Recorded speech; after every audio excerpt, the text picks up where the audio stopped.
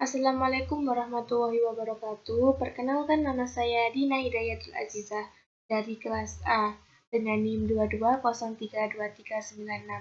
Di sini saya akan membahas tentang indera pembau atau hidung. Indera pembau adalah sistem sensori yang berfungsi untuk mencium bau. Sistem ini menerima, memproses, dan menerjemahkan aroma yang kita hirup.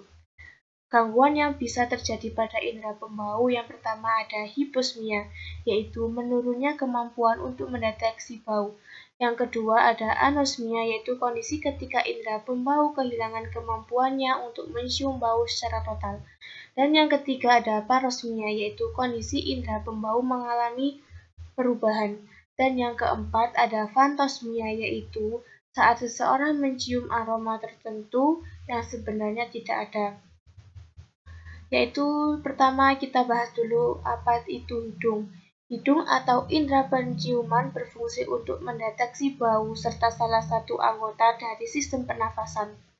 Selain itu, hidung juga berfungsi sebagai pembersih saluran nafas dan membantu saat merasakan makanan atau minuman.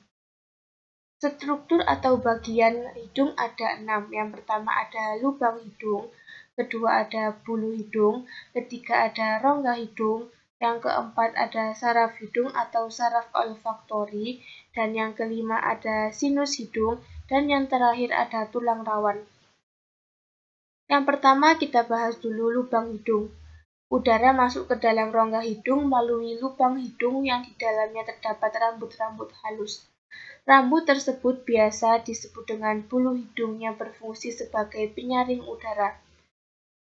Kotoran yang terdapat di udara tertahan oleh bulu hidung sehingga hanya udara yang bersih yang masuk ke dalam sistem pernafasan.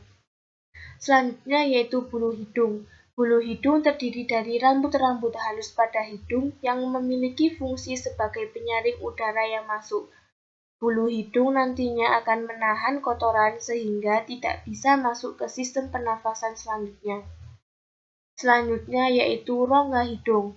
Menurut Ensiklopedia Britannica, hidung memiliki 2 rongga yang dipisahkan oleh septum. Septum adalah dinding dari tulang rawan. Septum memisahkan rongga hidung hingga bagian awal tenggorokan. Struktur hidung ini terbentuk dari 4 dinding, yaitu ada dinding superior atau bagian atas, yang kedua ada dinding inferior atau bagian bawah, yang ketiga dinding medial yaitu bagian tengah, dan yang terakhir ada dinding lateral atau bagian samping. Di dalam rongga hidung terdapat selaput lendir dan rambut halus atau silia. Selaput lendir yang ada di rongga hidung berfungsi sebagai pelindung terhadap kotoran dan bakteri. Selaput lendir akan menghasilkan ingus atau mukus untuk mencegah bakteri dan kotoran yang masih ada di udara. Selanjutnya ada saraf hidung atau saraf olfaktori.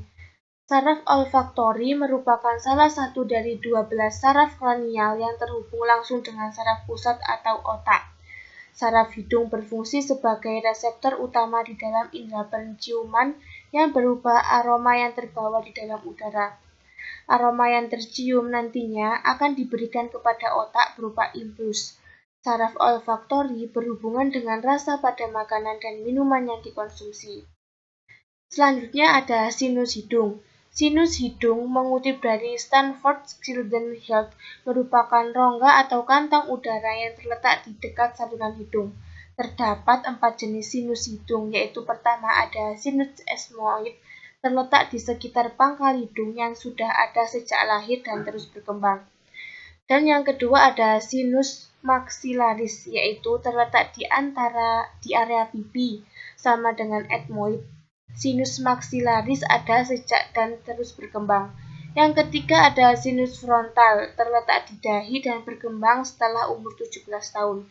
Dan yang terakhir ada sinus sphenoid, terletak di belakang hidung dan biasanya berkembang saat usia remaja. Selanjutnya adalah tulang rawan. Rongga hidung terlindungi oleh tulang rawan yang membentuk luaran hidung. Tulang rawan tersebut kuat namun tetap elastis yang bernama hialin. Tulang rawan tersebut berbentuk transparan, kuat, dan elastis. Meskipun kuat, jika terjadi benturan keras, hidung juga bisa rusak. Terima kasih. Sekian dan saya ucapkan Assalamualaikum warahmatullahi wabarakatuh. Semoga bermanfaat. Sampai jumpa.